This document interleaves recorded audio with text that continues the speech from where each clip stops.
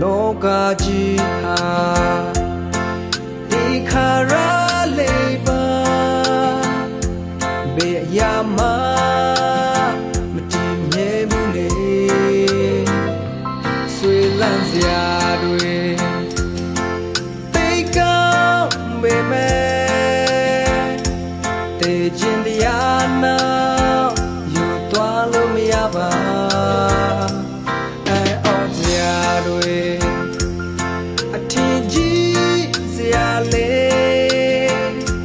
ဘာခုမှမရှိခဲ့ပါဘူးခေတ္တခဏမှာပျောက်ဆုံးသွားနိုင်တယ်အရာရာဟာ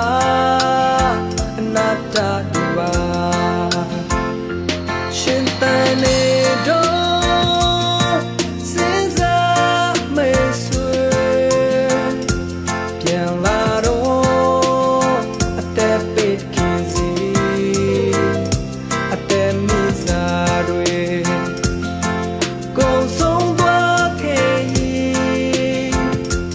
တမလုံးခီအတွက်စိတ်ချပြီလား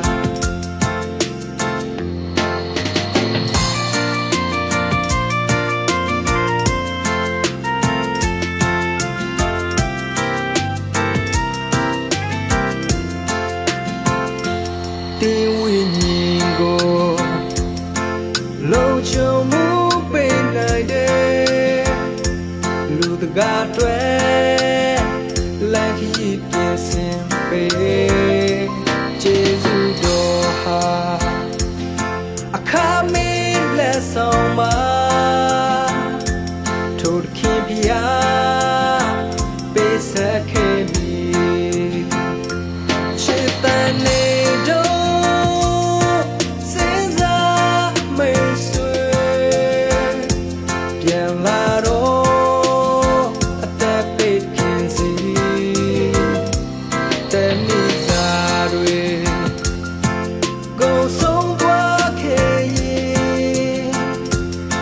မလုံးခီအတွက်စိတ်ချပြီလားချစ်တန်နေတော့စဉ်းစားမေးဆွေပြန်လာတော့အသက်ပိတ်ခင်စီအသက်မိစားတွေ